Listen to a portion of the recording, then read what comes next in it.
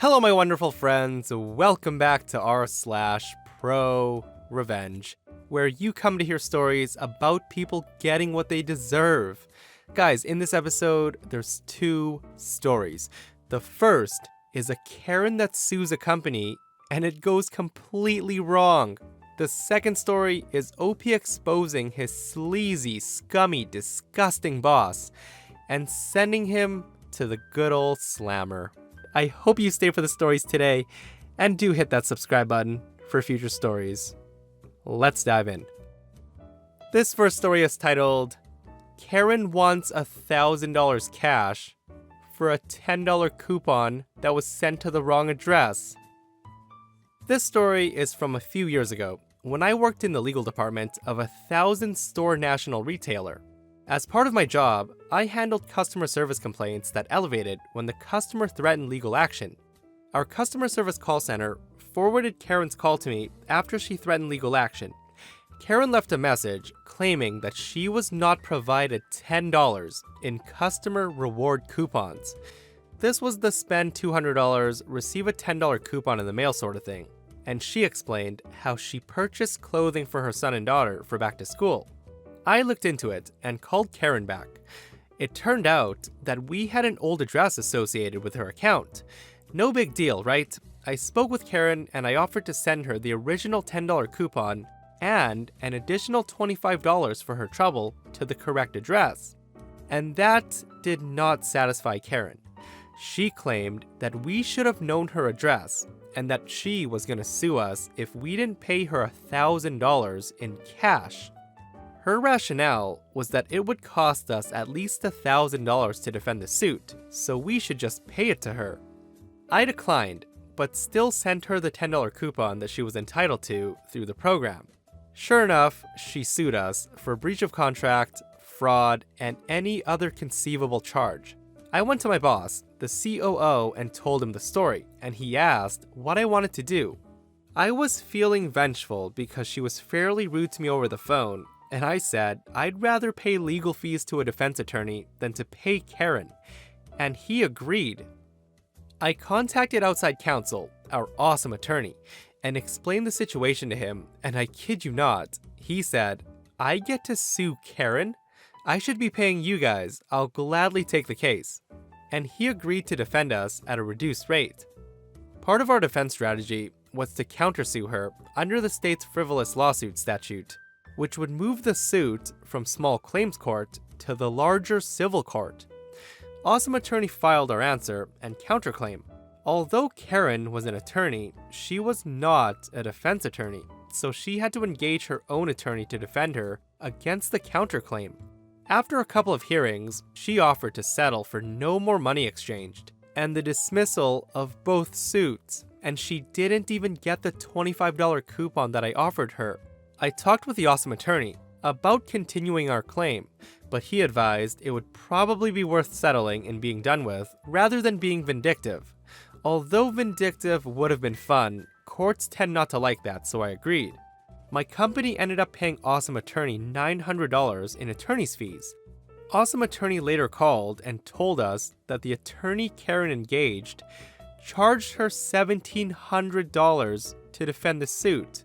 Although I would have liked to continue with our suit, I think her having to pay $1,700 over a $10 coupon sent to the wrong address is sufficient justice. I'm so glad OP stood his ground and defended against this person who tried to milk a company for something ridiculous as sending a coupon to the wrong address. I would have gladly taken that $25 coupon and would have checked the mailbox every single day for it. But not Karen.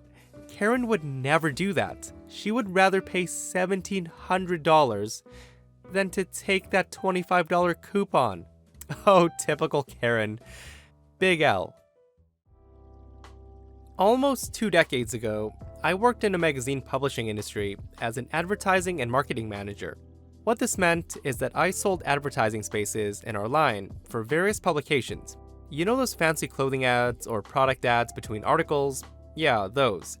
And when you're good at it, you can make embarrassingly large stacks of cash. I was about 20 years old.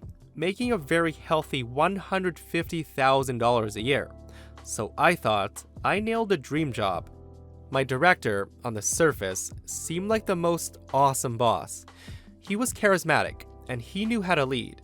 He was a retired Marine and was incredibly good at motivating his subordinates.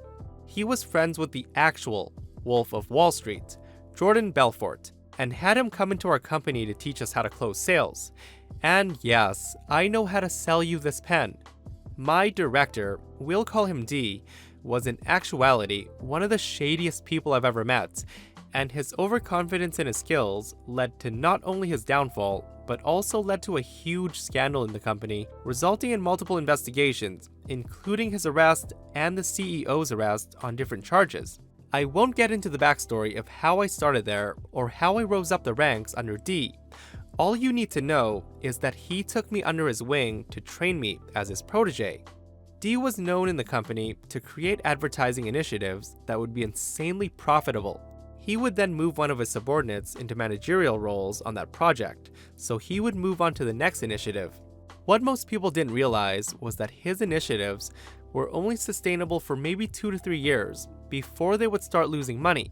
But because D was such a prominent figure in the company, the manager who took over the project would take the blame for it, citing, quote, lack of proper management skills, so D was largely untouchable and never took the blame.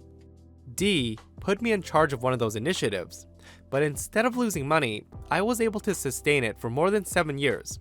This gave me a staff of 200 additional sales reps to oversee. I was also the supervisor, the graphic designer, IT, HR, and I had my own accounts to manage as well, so I was working from 6 a.m. to 11 p.m. 6 days a week. One of the things I always thought was weird was that D required everyone he was in charge of to provide him with their PC login and password. Keep in mind that this was the early 2000s, and our IT was barely able to build a corporate network, so this was our best way to monitor what people did on their PCs. Or so I was told. It turns out, after hours, D would log on to their PCs and would not only go through their company emails, he would also look through people's browsing history. He would set everyone's browsers to automatically save any passwords entered, so he'd read their browser emails, such as Yahoo, Gmail, etc. His justification was that he was looking for any evidence of corporate espionage or violations of information.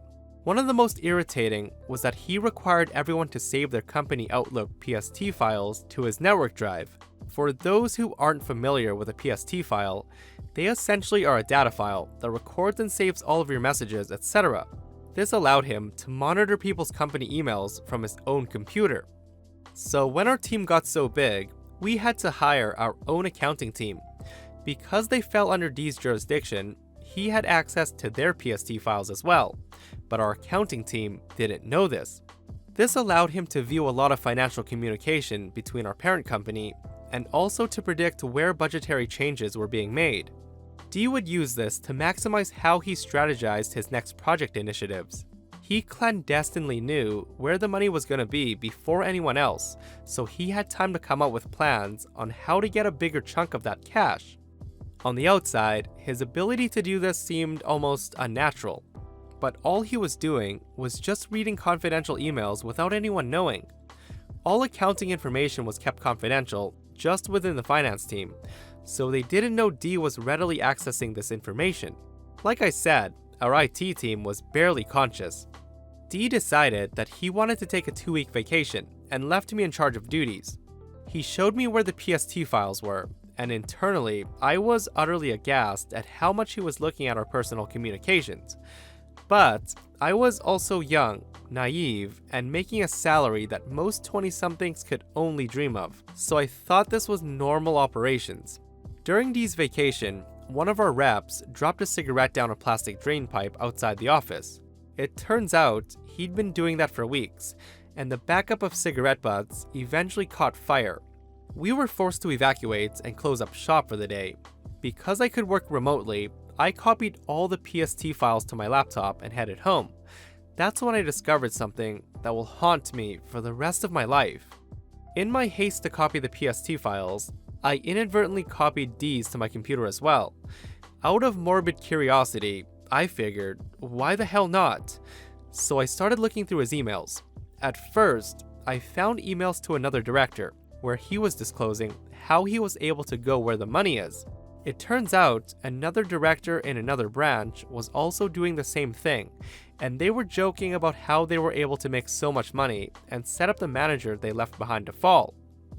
They talked about how they would share this financial information with advertisers, other publishing firms, etc. to put themselves in strategically advantageous positions for prime accounts.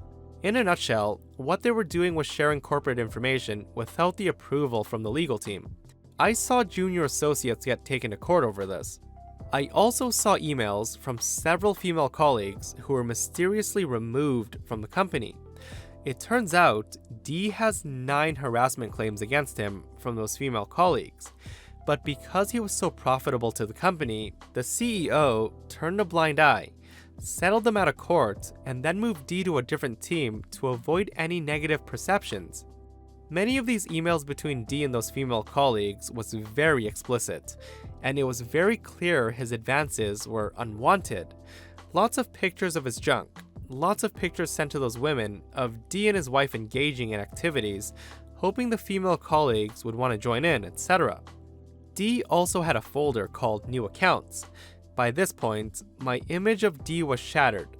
The guy I thought was a great mentor was just a sleazebag. So I looked into that folder and found a massive collection of some of the most explicit, underage minors. My mind will forever be haunted by the filth I found there.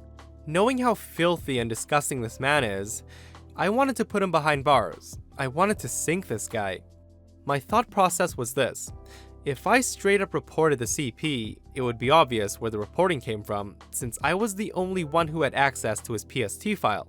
I didn't want to have a vindictive, angry Marine breathing down my neck, so instead, I reported the accounting irregularities through our anonymous company hotline.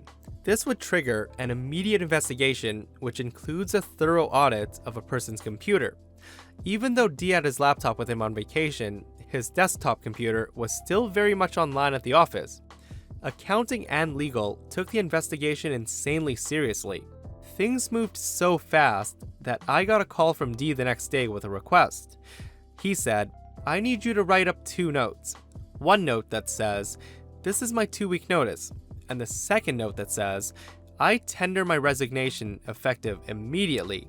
If the CEO asks about me, hand him whatever note you think is best.'" He wanted to resign and collect a severance before the investigation concluded, knowing that the company would have to call the police when they found his CP stash. If he resigned before the investigation finished, chances are that the company would just sweep it under the rug, since the problem is now gone. I never handed that note to the CEO, and the police were called, and D was arrested. His wife was also arrested. His daughter, which turns out was one of the kids in the stash, and was taken in by another family member who completely cut themselves off from D. An added bonus to this was that the subsequent accounting investigation led to a discovery. It turns out that the CEO filed bankruptcy for one of the magazines to secure additional $15 million in funding, but instead of applying that money to a failing magazine, he pocketed $12 million of it and spent it on lavish homes in other countries. This led the CEO being arrested as well. I'm pretty sure he's serving a long sentence. I left the company shortly after, realizing the entire place was a toxic funnel of backstabbing, and that kind of behavior that went on was actually the norm at a place like this. Last I heard, D was still in jail, and the CEO was penniless, and the entire company was sold off to another parent company because it got so toxic to be associated with it. Okay, so I have a few things I want to bring up. First of all, OP says that if his boss D resigned before the investigation finished, the problem would have been swept under the rug. What kind of sleazy ass company is he working for if they find those explicit pictures that they'll just sweep it under the rug and consider the problem gone if D no longer works with them? And secondly, I don't think you can collect severance pay if you quit, but I'm not quite sure about that. So someone please let me know. Guys, and that wraps up another episode of r/ProRevenge.